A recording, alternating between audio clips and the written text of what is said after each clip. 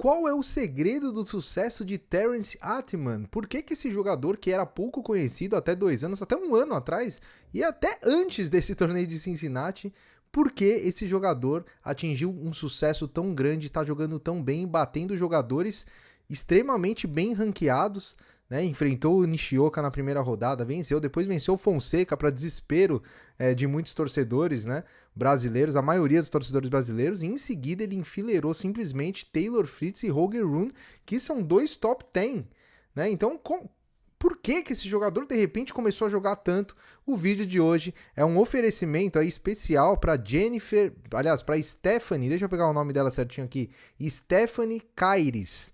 Ela pediu, ela deixou um comentário aí, a gente já estava pensando em fazer um vídeo sobre o Attman, porque o que ele está fazendo é realmente histórico, então, já que ela pediu e a gente já estava pensando nisso, a gente falou, vamos produzir um conteúdo. Aliás, esse conteúdo, ele tem que dar um parabéns especial ao meu sócio Renato, que fez tudo sozinho, eu só tô aqui interlocutando aí, eu somente sou o comunicador desse conteúdo espetacular feito pelo Renato. A gente puxou toda a carreira e história de vida do Attman, e olha, o que aconteceu com ele vai surpreender vocês e talvez vai ficar uma reflexão muito grande aí pro torcedor brasileiro. Então fica comigo nesse vídeo que vai valer a pena demais. E antes eu vou pedir a sua inscrição aí. É o seguinte, ó, se inscreve, se não gostar do conteúdo, quando chegar no final do vídeo você tira a inscrição, combinado? Que eu tenho certeza que esse tipo de conteúdo é um conteúdo que nos faz também melhora o nosso dia, porque são histórias como essa que fazem a gente gostar desse esporte apaixonante que é o tênis. Então vamos lá, direto aqui para a tela do meu computador, para falarmos sobre Terence Attman, que é um francês de 23 anos, agora no dia 1º de setembro ele completa 24, então para você ver, ele tem aí 5 anos a mais que o João, mais de 5 anos a mais que o João Fonseca, e começou a florescer para o tênis agora. Isso é porque ele começou tarde? Não, ele começou normal, né, jogando tênis desde jovem e tudo mais, mas ele deu uma chave, uma virada na carreira dele no finalzinho do ano passado e vocês vão entender o que aconteceu e o que fez esse jogador, que não tem nem patrocínio, por exemplo, ele só tem patrocínio de raquete, não tem patrocínio de tênis, de roupa, de nada, atingir a semifinal de um torneio Masters 1000. A gente tinha feito essa arte dele, né, antes do jogo contra o João, então a gente ainda acreditava até que o João ia ganhar esse jogo, era bem favorito. E muita coisa encaixou até lá, né? Saque pesado, ele saca demais, inclusive o movimento de saque dele, muita gente fala, parece um jogador de beach tênis, né? Porque ele sobe a bola e já logo saca, ele pega o ponto mais alto da bola e saca, e é um saque muito difícil de ser lido, por isso que ele tem tanto sucesso.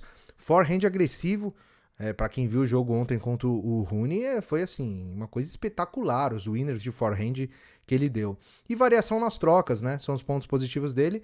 Negativo, deslocamento defensivo, backhand previsível e baixa consistência. A gente já falou bastante sobre isso, mas eu quis colocar o card aí pra gente contextualizar tudo que a gente vai falar hoje. Então, qual que é a história do Attman? Começou no tênis aos 7 anos, ele jogava muito videogame e a mãe dele decidiu dar uma raquete de tênis para ele jogar menos videogame. E aí ele começou a jogar tênis e se apaixonou pelo esporte. O apelido dele era o Mágico, né? Ele sabia fazer truques com cartas. Não é pelo de tênis dele, não. É porque ele fazia mágica, bastante mágica com carta, e ele tinha esse apelido. Ele mesmo se autodeclara aí o maior colecionador de cartas Pokémon da França. Então ele é viciado em cartas e ele diz que tem um QI de 158, que é um QI extremamente acima da média. Inclusive muitas pessoas que têm um QI alto têm até dificuldade de socializar mais e tal, então ele fala bastante sobre isso na questão de foco, né, de disciplina e tudo mais.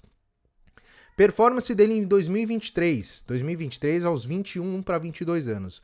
Conquistou seus primeiros títulos Challenger, o primeiro ATP que ele estreia é o Zhuhai Open na gira asiática, e ele vai conquistar a primeira vitória dele no circuito num jogo contra o Jordan Thompson em outubro de 2023, e a primeira vitória dele nível ATP na carreira. Então ele foi, olha só, ele foi ganhar o primeiro jogo dele em chave principal de ATP aos 21 anos. Aliás, aos 22 anos, porque já foi em outubro, ele faz aniversário em setembro. Outubro de 23, aos 22 anos, ele conquista a sua primeira vitória na carreira. E aí ele acaba entrando no top 150 pela primeira vez. Isso estamos falando aí em 2023, onde ele fez 4 jogos e conquistou uma vitória. 2024, primeira estreia dele em Grand Slam, no Australian Open. E ele faz aí uma terceira rodada em Roma, derrotando o Will Banks e o Musetti. O Musetti acabou se retirando no segundo set, então foi a primeira grande campanha nível ATP do francês. E ele também faz uma segunda rodada em Xangai, onde ele perde para o Fritz. Esse mesmo Fritz que ele ganhou em 3 sets, ele acaba perdendo em 2 tie-breaks para o Taylor Fritz em Xangai. E aí ele atinge seu melhor ranking, 118. Quando a gente pega aqui o desempenho dele em 2024, as vitórias dele, todas as vitórias dele em 2024, Eubanks, Musetti, Kovacevic. Ele conquista 3 vitórias em 2024 em 10 jogos. 3 vitórias em 10 jogos em 2024. Estamos falando do ano passado, para vocês terem noção. 2025 começa a florescer o tênis do Otmani, vocês vão entender porque eu vou falar um pouquinho mais pra frente. Ele vence 2 Challenger, torneio Challenger, Busan e Guangzhou, sempre indo muito bem na gira asiática, e Indian Wells e Miami, ele cai no quali, então ele nem chega pra chave principal dos Masters de Indian Wells e Miami na quadradura. Perde no Q1 em Indian Wells e no Q2, ou seja, segunda rodada do quali em Miami. Toronto, ele perde o quali, eu até falei isso num dos vídeos, né? Toronto teve só uma rodada de quali.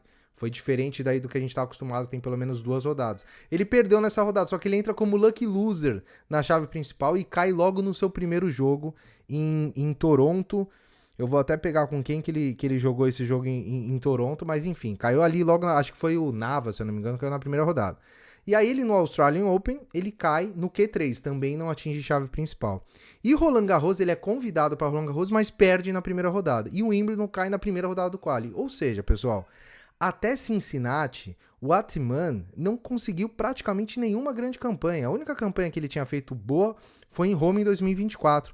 E em 2025, olha os jogos que ele fez torneio em nível ATP. Esse Roland Garros foi contra o Richard Gasquet, ele foi derrotado. Depois ele é derrotado em Gstaad pelo Maicak. Depois em Umag ele ganha do Lajovic, aí perde para o Pablo Llamas Ruiz, espanhol número 537 do ranking. Aí em Toronto ele perde para o Nava, que foi esse jogo que eu falei para vocês, até chegar em Cincinnati. Então, em 2025, até chegar em Cincinnati, o Atman tinha uma vitória em 5 jogos, isso de chave principal. Então, a única vitória dele tinha sido contra o Lajovic no Saibro de Umag. E aí ele pega esse torneio em Cincinnati e já está na semifinal, vai jogar amanhã contra o Jannik Sinner, eliminando Nishioka, Flávio Cobolli, Fonseca, Taylor Fritz, número 4 do mundo, e Holger Rune, número 9 do mundo. Agora vai pegar só o número 1 do mundo. Aí se ganhar também, aí é pra cair, é pra estourar a boca do balão. E aí eu tinha falado pra vocês que houve uma virada de chave na carreira do Atman. Em 2024, eu vou contar um pouco dessa história, mas antes eu preciso falar sobre esse cara aí. Guillaume Perre é o técnico atual do Terence Atman. Esse cara aí, ele treinou o Bagdatis, para quem é mais antigo conhece aí, o Bagdatis que foi finalista do Australian Open 2006 e depois semifinalista em Wimbledon no mesmo ano, treinado pelo Perre. Depois ele treinou Richard Gasquet entre 2008 e 2009 e a partir de 2010 ele vai para um projeto na China, ele era um treinador ali na Federação Chinesa para desenvolver também o tênis no país, né, que aliás a China está cada vez melhor no tênis, né, surgindo com mais atletas a cada ano que passa. Em 17 e 18 ele treina a Priscilla Hon, que era uma tenista australiana em ascensão, e estava treinando jogadores em academia de 19 a 24. Esse era o currículo do Perre. O que acontece? O Robin Boulet, que foi um técnico do Atman, ele faz uma indicação pro Atman. Ele faz essa ponte do Atman com o Perre. Então ele chega pro Atman e fala, olha, até tanta sotaque aqui que tá difícil de falar. Ele fala, é o seguinte, eu tenho um cara que é o match perfeito para você. Acredito que as qualidades dele pode desenvolver demais as suas qualidades. E aí eles se encontram em 2024. Até então não eram jogador e técnico, não tinham uma parceria de técnico, mas fizeram essa amizade e eles passam algumas semanas juntos na gira asiática, né? Antes do Australian Open 2025. E aí, ainda não como técnico, aí em abril de 2025, o Atman tem uma sequência dura de derrotas, né? Ou seja, ele não tinha ainda conseguido engatar uma sequência boa. E aí ele pega e liga pro Perre e fala, é o seguinte, eu quero que você seja meu técnico. Né? A gente já se conhece, a gente já tem essa amizade, vamos tentar, tô precisando e tal, e beleza. Então eles entram numa turnê de 4 semanas pela Ásia e nessa turnê o Atman ganha 2 Challenger. O Challenger de Busan, que era um Challenger 125, e Guangzhou. Ele ganha em seguida esses 2 Challenger agora, em abril de 25, né? Esse ano mesmo. O que acontece? Houve um reset mental imediato. O Pé trata o Atman como filho dele, mas ele é duro com o Atman. Então, ó, tá escrito aí, tirou a pressão, né? Vai dar 100%, morre em quadra, se perder, trabalhamos mais. Então, Atman diz que virou outra pessoa em quadra e parou de quebrar raquete. Tinha passado de 25 no ano anterior. O que acontece? O Atman era o nervosinho. Então, ele quebrava muita raquete, era muito estressado e isso estava atrapalhando o jogo dele. Então, o Per, ele começou a trabalhar essa parte mental do Atman, não querendo que ele acalmasse por completo, mas tentando usar essa energia, essa vontade dele de acertar como um ponto positivo e não como um ponto mais de pressão no jogo dele. O que acontece? Controle emocional. Então, o que mudou? O que fez o Atman se tornar esse tenista que ele está sendo essa semana? Ele era muito explosivo, só que durante o mesmo jogo ele explodia muitas vezes. Então, ele tornou o técnico, fez ele ter um controle emocional maior. A gente fala aí, mais adulto em quadra. O próprio jogador fala que o mantra de tirar a pressão foi central, ou seja, o fato dele ser muito explosivo e ser muito nervoso dentro de quadra atrapalhava o jogo dele. O técnico fez com que ele controlasse melhor essas emoções, né? Mas ao mesmo tempo, ele não podia zerar esse nervosismo, entre aspas, essa explosão do Atman. Então foi um apoio afirmativo mais cobrança, né? Que é aquele pai duro, né? Eleva a autoconfiança, mas não amansa o atleta. Canalizar, não suprimir o fogo. Então ele, abre aspas, se ele não se irrita, fica mole. Se fica mole, joga mal. Precisa achar o equilíbrio. Então um grande ponto aí dessa parceria foi achar esse equilíbrio entre o cara explosivo e o cara equilibrado. E aí deu uma química imediata, né? Que é uma linguagem que o Atman compra, que é o pertencimento mais desafio. O que acontece? Encaixou o modelo de jogo, o Atman precisava de um cara que soubesse equilibrar essas emoções dele. Então, dentro de quadra, ele sempre foi um cara muito técnico, com muita qualidade de jogo, mas ele não conseguia, na parte mental, ter resultados. E a gente sabe que o tênis é muito mental. Qual que foi o resultado? 2 títulos, que foram esses títulos aí de Challenger, e essa campanha histórica em Master 1000. Gente, a gente está falando de uma parceria que iniciou-se em abril desse ano. Estamos falando aí abril, maio, junho, julho, agosto, estamos falando aí em 3, 4 meses de parceria. E olha o que o Atman está fazendo. Isso significa que mudar o técnico muda completamente o jogo?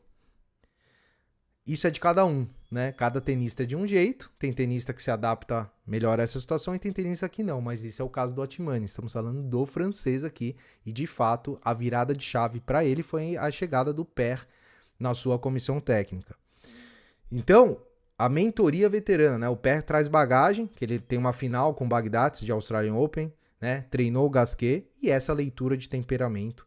Então eu sempre costumo falar, o tênis, ele é muito mais extra quadra do que dentro da quadra. Vale muito a forma como o tenista treina, a forma como ele encara os problemas e as crises. A gente vem falando disso em alguns vídeos, né? O tenista ele tem que saber passar por crises. Não adianta o cara ser explosivo e no primeiro problema no jogo ele jogar a raquete pro alto e acabou. Não. Eu acho que o tênis é resiliência. Acho não, o tênis é resiliência, é mente, tem que ter a mente mais forte até do que a parte técnica. Inclusive, alguns tenistas dizem que a parte mental é mais importante do que a parte técnica. E o que separa tenista top 10, top 20, para tenista que tá lá 100, 200 do ranking, é a parte mental. Técnica, todos têm, todos sabem jogar tênis, mas o que vai fazer a diferença são esses pontos. E aí fica uma reflexão aí, com certeza, pra gente, de um cara que mudou completamente aí os seus resultados de uma forma abrupta, do nada. Mas nem sempre é do nada, tem muito trabalho envolvido por trás. E vou te falar, a minha torcida tá pro Atman, né? Me desculpem os fãs do Sinner, do Alcaraz, eu quero que esse cara leve Cincinnati, ele vai jogar amanhã contra o Sinner. E eu quero saber a sua opinião. O João jogou mal, o João perdeu, o João teve um monte de defeito, mas ele pegou um cara na sua curva, né, de crescimento e de evolução espetacular. Então essa é a história de Terence Atman, espero que tenham gostado. Espero que gostem desse tipo de conteúdo. Se gostou, escreve aí nos comentários, né? Faz aí igual a nossa seguidora Stephanie, deixa aí sugestões que a gente vai atrás do conteúdo para vocês, certo? Um grande abraço a todos, um ótimo final de semana. Nos vemos no próximo vídeo e até mais.